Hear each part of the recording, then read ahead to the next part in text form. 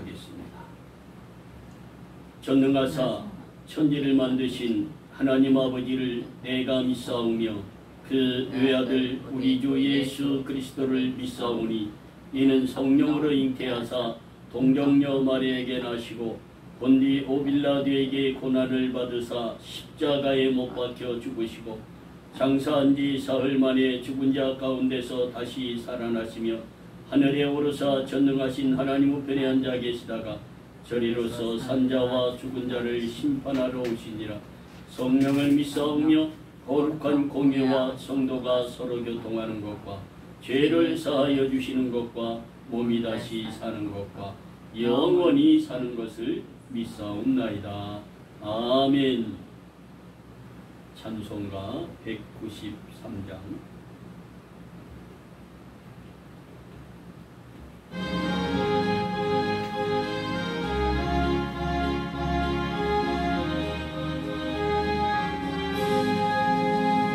예수 십자가에 흘린 피로써 그대는 씻기어 있는가.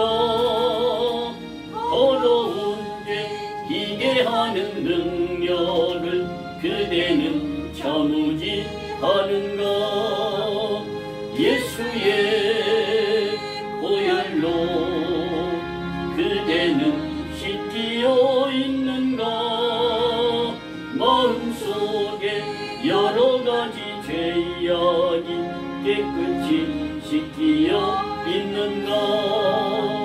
주 예수와 밤낮으로 늘 함께 그대는 행동을 하는가.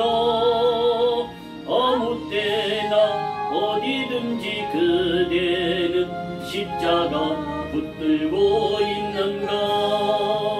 예수의 보혈로 그대는 씻기어 있는가.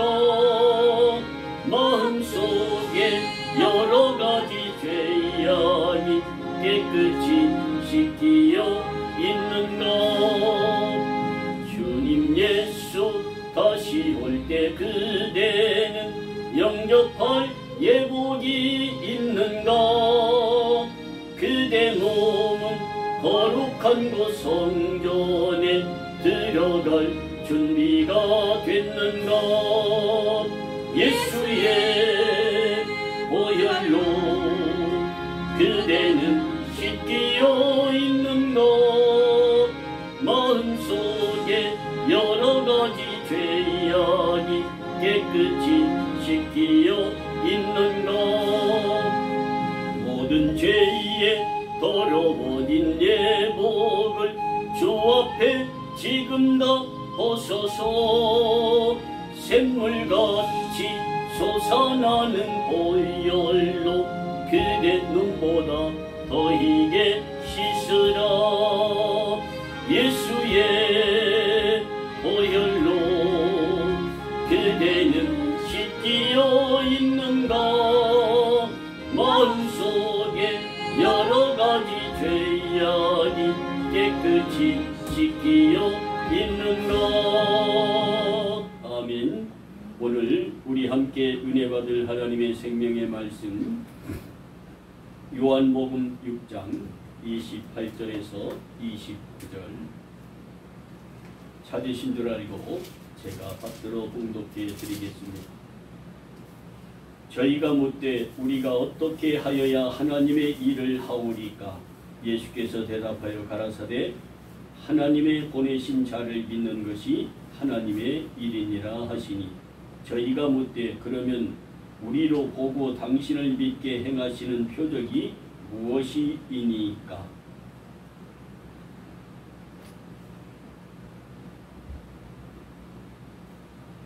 30절까지 읽었습니다. 기도합니다. 좋으신 하나님, 진심으로 감사를 드립니다. 이게 처서가 지나 아침 저녁 기온이 낮아지는 계절에 우리가 살고 있으면서 우리 육체의 건강을 잘 챙길 수 있는 우리가 되도록 은혜를 베푸시고 오늘 또 하루 일을 마치고 가정으로 귀가하지 못하고 하나님 앞에 나와 금요 심야 기도회를 참석한 하나님의 백성들에게 하나님 주시는 크고 놀라운 은혜가 충만히 임하게 하옵소서. 이 시간 말씀을 선포할 때 피차에 큰 은혜 받고 주님의 증인의 삶을 살아가는 우리 모두가 되게 하여 주옵소서. 예수님의 이름으로 기도하옵나이다. 아멘. 사랑하는 생연 작은 교회 성도 여러분, 세월이 얼마나 빨리 흘러가는지 정말 시간이 아깝습니다. 귀환이 가족이 캐나다에서 귀국한 지 얼마 안 된 것 같은데 벌써 한 달이 되어 캐나다로 돌아갔습니다.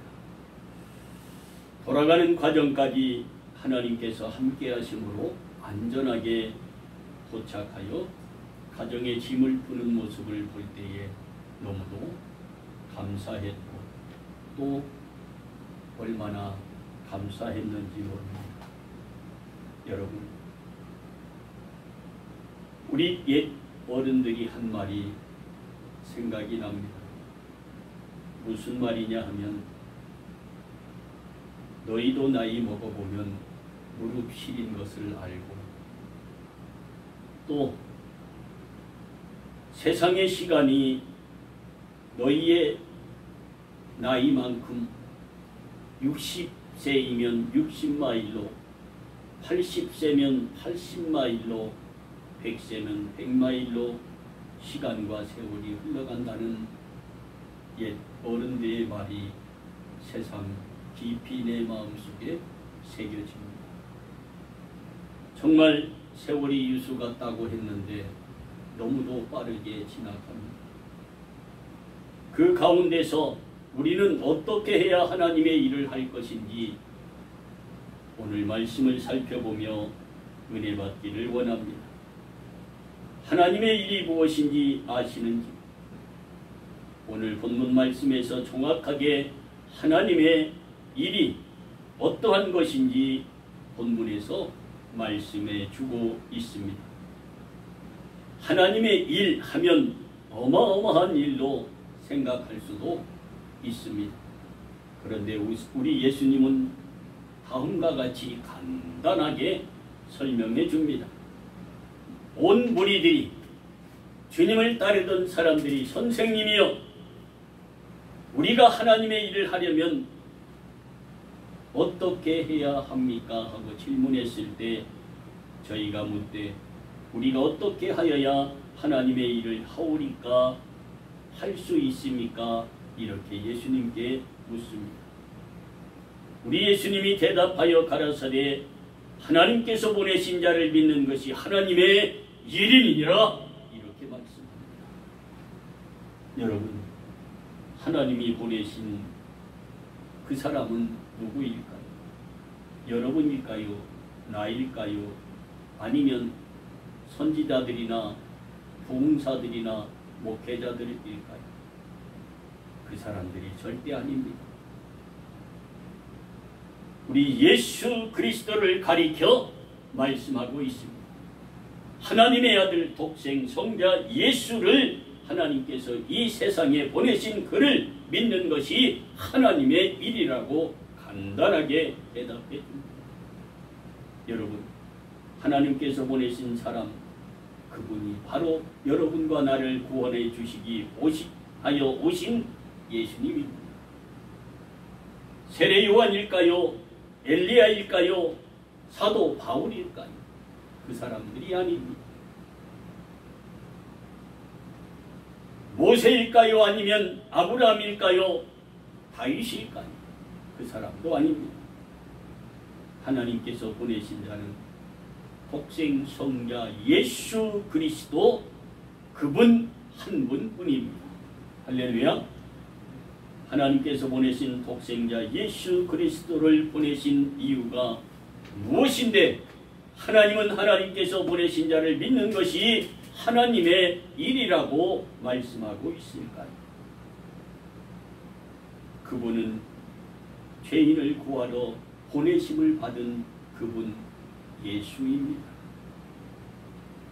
요한복음 3장 16절 다음과 같이 말씀합니다. 하나님이 세상을 이처럼 사랑하사 독생자를 주셨으니 이는 저를 믿는 자마다 멸망치 않고 영생을 얻게 하려 하십니다. 하나님이 그 아들을 세상에 보내신 것은 세상을 심판하려 하심이 아니요 저로 말미암아 세상이 구원을 받게 하려 하심이라. 저를 믿는 자는 심판을 받지 아니하는 것이요 믿지 아니하는 자는 하나님의 독생자의 이름을 믿지 아니하므로 벌써 심판을 받은 것입니다. 얼마나 위대한 말씀인지 모릅니다. 이 요한복음 3장 16절에서 18절의 이 말씀이 성경 66권의 핵심입니다. 하나님께서 보내신 예수를 믿으면 죄인들이 구원받을 수 있습니다. 그리고 사망에서 생명으로 옮겨지는 축복을 받게 됩니다. 이것이 하나님께서 보내신 그 특별한 권세요, 특별한 은혜요, 만민에게 미치는 주님의 차별없는 사랑이요, 차별없는 은혜요, 하나님의 차별없는 축복인 줄 믿으시기를 원합니다. 내가 진실로 너희에게 이르노니 내 말을 듣고 또 나를 보내신 이를 믿는 자는 영생을 얻었고 심판에 이르지 아니하나니 사망에서 생명으로 옮겼느니라. 할렐루야.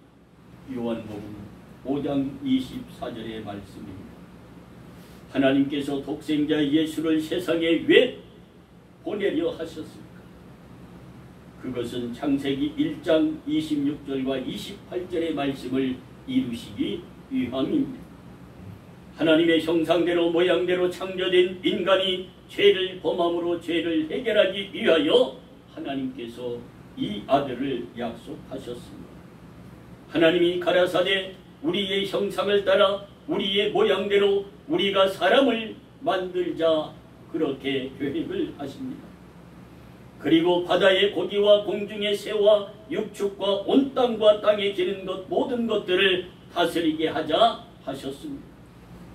하나님이 자기 형상 곧 하나님의 형상대로 사람을 창조하시되 남자와 여자를 창조하시고 하나님이 그들에게 복을 주어 그들에게 이르시되 생육하고 번성하여 땅에 충만하라. 땅을 정복하라. 바다의 고기와 공중의 새와 땅에 움직이는 모든 생물을 다스리며 살라고 명령하셨습니다. 하나님께서 사람에게 에덴 동산을 주셨고 모든 세상의 동물과 생물과 모든 먹거리를 주시면서 다 다스리며 생육하고 번성하여 땅에 충만하게 살라고 축복하시면서 에덴 동산 중앙에 있는 선악과는 먹지 말라. 먹는 날에는 반드시 죽으리라 하시는 한 가지 법을 사람에게 주시며 에덴 동산에서 살게 하셨습니다. 그런데 말입니다. 아담과 하와가 사단의 유혹에 넘어가 선악과를 따먹음으로 인간의 죄로 인하여 죽음이 찾아왔고 저주를 받고 그때부터 피의 제사는 시작이 되게 됩니다. 피의 제사를 구약의 피의 제사를 종결하시라고 하나님의 독생자 되시는 예수 그리스도를 세상에 보내어 희생의 제물을 삼으시고 사람들을 구원하시려고 세상에 오신 그분 예수 그리스도를 믿으면 그것이 하나님의 일이 된다라는 이후의 말씀입니다. 이제 우리는 하나님께서 보내신 예수를 믿고 그 말씀에 순종하며 삽시다. 그리고 그 예수 그리스도로 말미암아 구원받은 그 기쁨, 사망에서 생명으로 옮겨지는 이 놀라운 축복을 받은 그 은혜를 나만 간직하는 것이 아니라 만민에게 내 이웃에게 전하여 하나님의 교회를 채우고 전도자가 되는 여러분과 내가 되기를 주님의 이름으로 축복합니다. 일부 예배를 마치고 다음은 중보 기도하는 시간을 가지겠습니다.